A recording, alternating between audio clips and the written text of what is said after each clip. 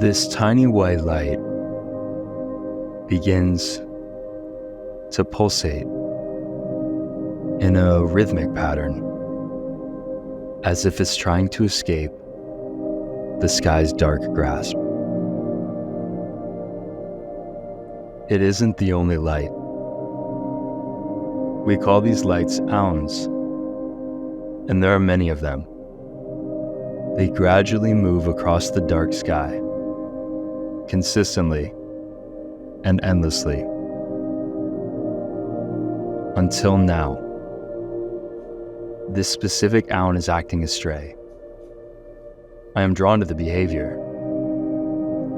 The aun continues to brighten and dim, hypnotizing me with the oscillations.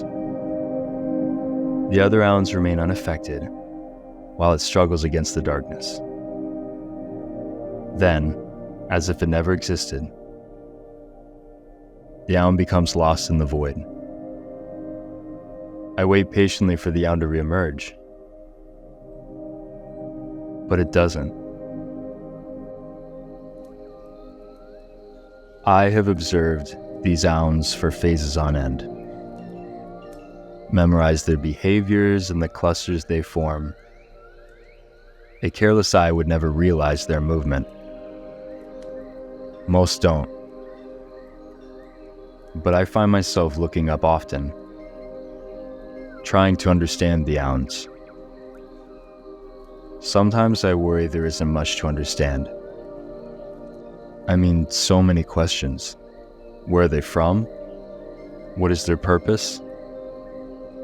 Knowledge I can't seem to achieve. But I feel comfort in their predictability, knowing that wherever I am, the auns will be there, beaming back at me. I ease my mind with the understanding that only moments have passed, but I still can't shake this sinking feeling.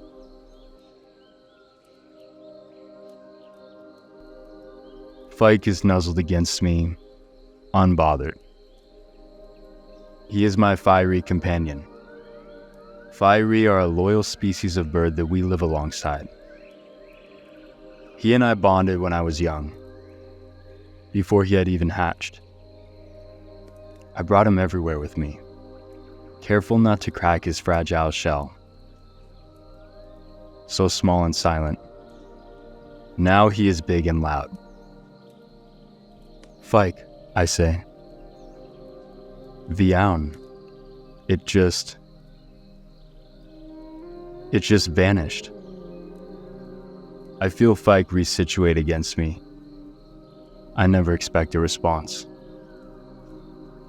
My attention returns to the dark sky, focused on the black void that exists where the aun once was.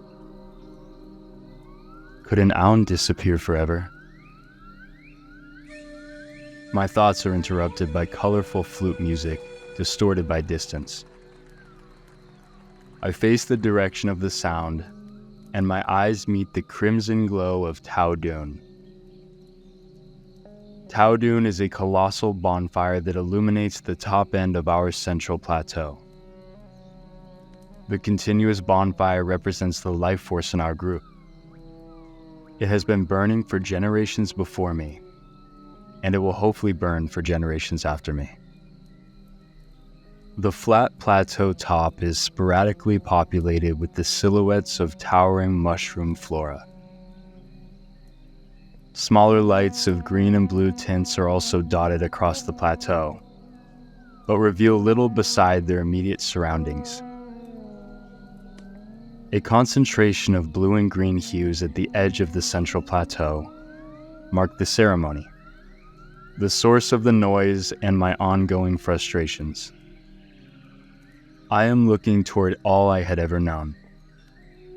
The Jundoon, a massive rock formation that rises from the abyss below. The Jundoon is the sole home of my native group, the Junarif. We inhabit the top end of this formation, isolated from the dark and unforgiving lands of Iorun. I am reclined against windswept stone at the summit of a perimeter plateau, the furthest spot from the ceremony that I am aware of. But even here, I am reminded of my shortcomings. My younger sister Evilu is receiving her role. She is of maturity to be a functional member of our group. I'm supposed to be there, to encourage her. But I couldn't bring myself to go. All the critical eyes. I have yet to assume a role. Not that I haven't been considered, I just don't feel that any of the offered roles align with my vision for the Junarif. My group is only interested in temporary solutions. Food, shelter, protection, all necessary, but there is no attention to the long term. What if something happens that our group is not prepared for? Something greater than us. I witnessed an Aun disappear with no understanding as to why. We aren't ready for something greater. For this reason, I strive to bring light to the dark lands outside of the Jundun, traversing Iorun to identify the unknown that we so blindly fear. I refuse to assume a role that doesn't realize this growth. Others disagree with my actions. They may see me as an avoider, a user, but they don't realize I strive for us all. The answers lie out there, I say as I gesture to the dark expanse.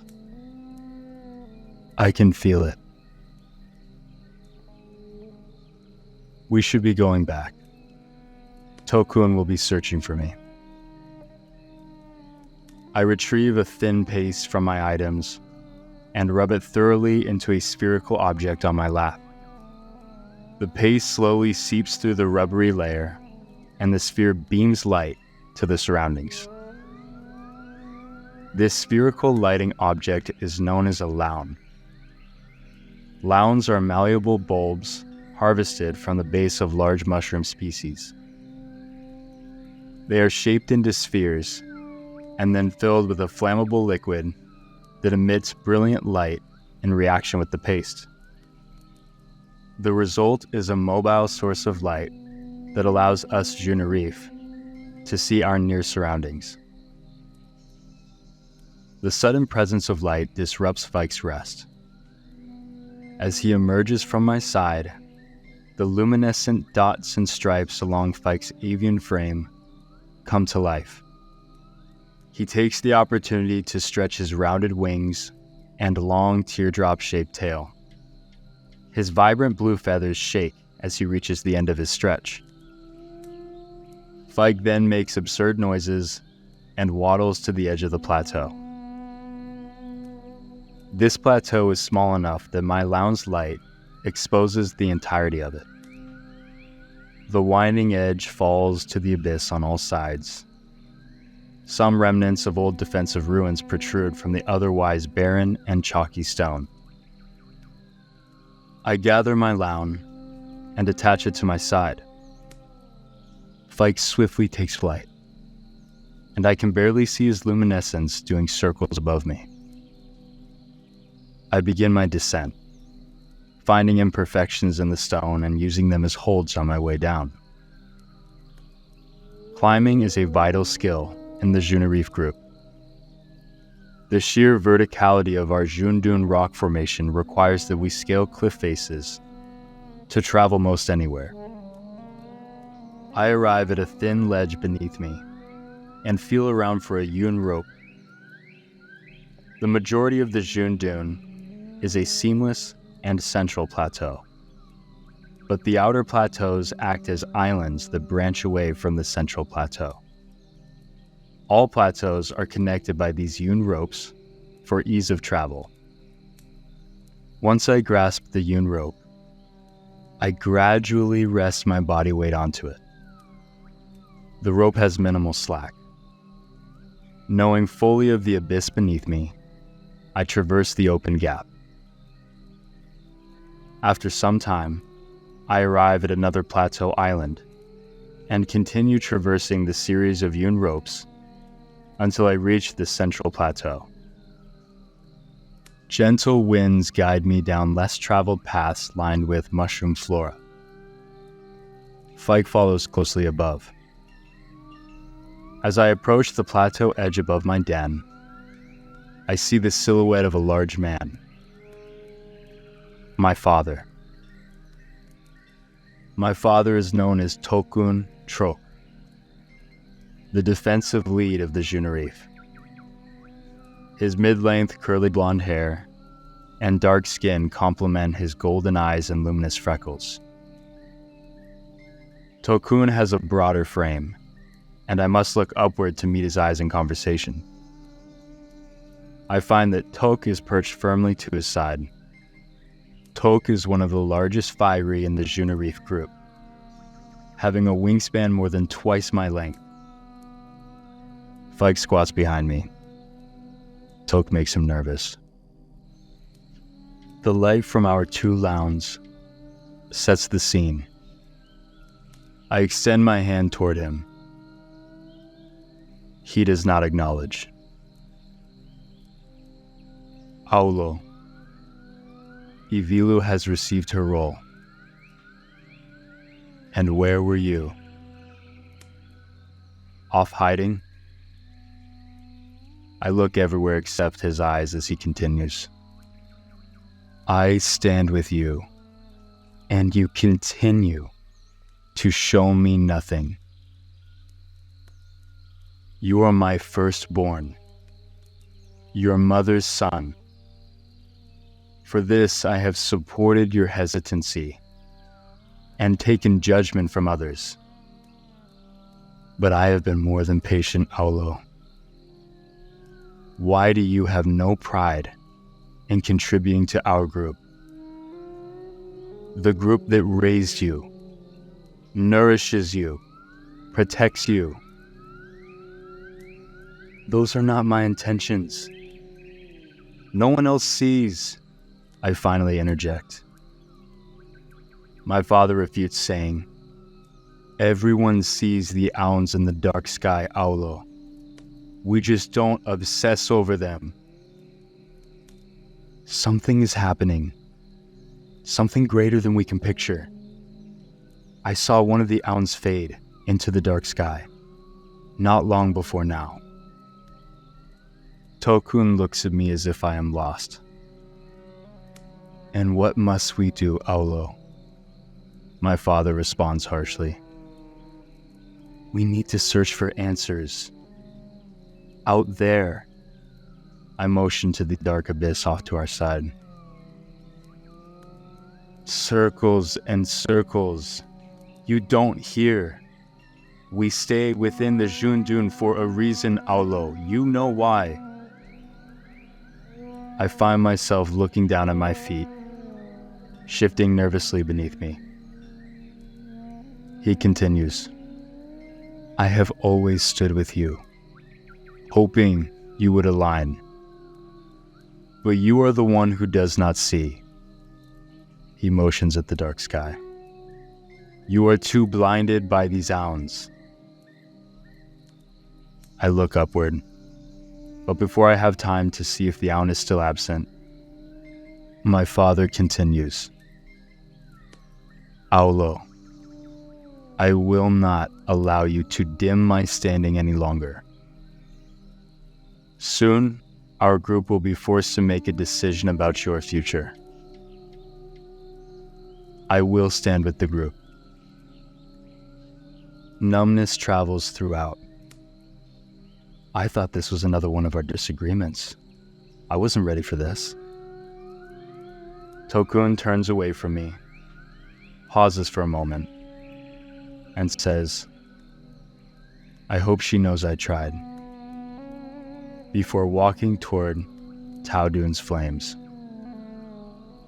Tok follows closely behind him. Tokun and I were closer when I was young. He would visit me in the nursery and tell me stories of the dreadful creatures that would rise from the canyon abyss. how he would patrol the June Dune on the back of the mighty June Drake, and the incredible things he would find. Most children would be frightened of these stories, but I would rest and listen with big eyes. I know he loved that about me. But those times feel far away. When I was old enough to have an opinion, I realized that he and I did not align. He is based in what is, while I am based in what could be. But I always knew he still had a special place for me. I guess no longer. I lower myself over the edge of the plateau and descend, traversing vertical ropes and imperfections in the stone until I reach a circular opening in the cliff face. The opening marks the entrance of my den. Fike breezes past me and lands comfortably inside. I recline along the curving opening, one leg hanging over the abyss. Fike must have felt my sorrow, because he came to console me while I replayed the conversation in my mind. Does he mean what he said? I am then hit by a gust of wind. A winged creature blows past me and into my den. Fike immediately goes to meet the trespasser. Soon after, I notice the bright lawn of someone climbing down to meet me. The visitor happens to be my younger sister, Ivilu, and the trespasser is her fiery companion, Umi. Ivilu is known for her bright and strong personality. She cares most about the people around her, always wanting to know of their dramas, sometimes over-involving herself. Though I don't entirely fault her. I know it is with good intentions. As Ivilu arrives at the opening, the lawns reveal her curly, long blonde hair, paired with her famed smile and bright, luminescent freckles. Ivilu glances at me in greeting, and then settles to face me. She grabs my hand and begins tracing figures into my forearm. The forearm tracing is an intimate Junerife language. We use it to express deep feelings that are more complex than spoken language. It is also used in greeting. Ivilu's traces express her sadness on my forearm. She looks up at me and says, "You weren't there. You said you would be there." In return, I grab her forearm and trace my happiness for her. I then look up to her and say, "I am happy for you. I truly am. But I could not stand among the others while my younger sister received a role before me." All the disapproving eyes. "Aulo, it was not about you," she responds. "Eyes were on those who assumed roles. You could have watched, and no one would have noticed you." After a momentary silence, Ivilu says, "You say I received a role before you, like you were never offered. You were offered multiple roles, but you chose against them. I'm not like you, Ivilu. I refuse to settle for a role. I didn't settle, Aulo. One can enjoy contributing to our group without completely aligning. A role does not define." "No, that's not how I mean, Ivilu. I want to contribute, but not in the way you want me to, or anyone wants me to. If I assumed one of the offered roles, I would be standing against myself. And what are you doing now, Aulo? That comment hurts.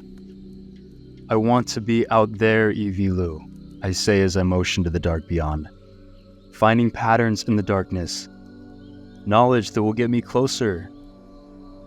I face the dark abyss to my side. Just imagine the discoveries when you bring light to a world without. All those incredible fortunes hidden in the dark. I am excited by just the thought. But the excitement fades when I look at Evilu.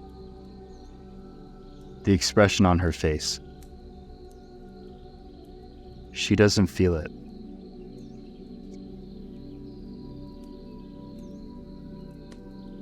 She understood. I say to break the silence. Who understood? Evilu replies with a confused inflection. Your mother? Yeah, I respond. She knew more about the dark unknown than any other. The greatest understanding of the ounce. Before she was gone. I can tell Evilu is struggling to respond. She could still be out there. With the others, I say. Is that what this is about?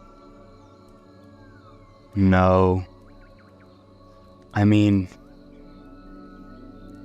it's the fact that there is an unknown world out there, and I'm supposed to stay here and wait for a time that may never come. What if they need us? Or what if they reach the Ounds? It's the not knowing Evilu. I barely even remember what she looks like. Evilu tries to comfort me by saying, you were the most important to her, Aulo. If they reached the Ounds, she would have returned for you. But what if she can't, Evilu? What if I'm supposed to find them? Aulo, you are assuming they can be helped. Io Roan is a dark and dangerous world. You have to face the likely possibility that... Evilu catches herself when she realizes what she's suggesting. I too have some hope, she says. But it's not worth risking yourself, and many others. I don't respond. Evilu backpedals and says, I'm sorry for suggesting, but I interrupt her. It has been long enough. Either way, she's right. The Ounds are disappearing. I saw one fade with my own eyes. Evilu questions, are you sure? I finally take a chance to locate the cluster of the lost Ound. The cluster has shifted slightly toward the horizon since I had last looked. The Ound remains absent. Yeah, I'm sure, I reply. They often fade and reappear, she mentions. This is different. I turn to face Evilu. I will not hold my breath while Ounds become lost. Something is happening, Evilu. Evilu appears stuck in thought, then says, whether you speak truth or not, the group is talking, Aulo. You will not survive out there alone. I know some part of you thinks you can, but you can't. There are people here who care about you, people who would be devastated by your loss. If you need a reason to assume a role, have it be us. She pauses. Shouldn't that be enough?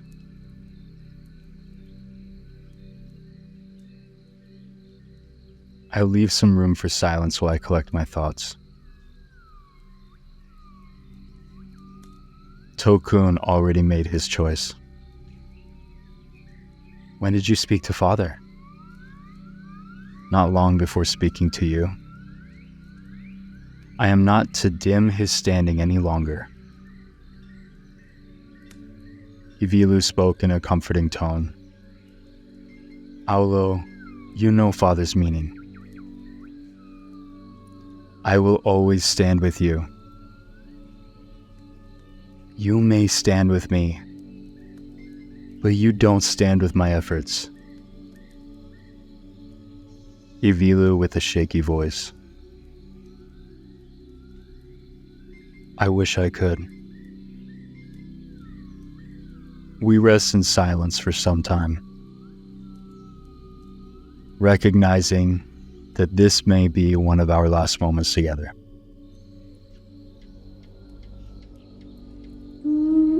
But our moment is cut short by the sounds of alarming flutes. We look to each other, and then look toward the source of the sound.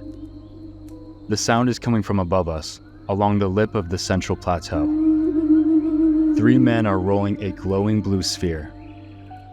In one final effort, the men force the luminescent sphere over the edge. Ivilu and I watch as the falling sphere illuminates the cliff wall, while plummeting into the dark canyon abyss.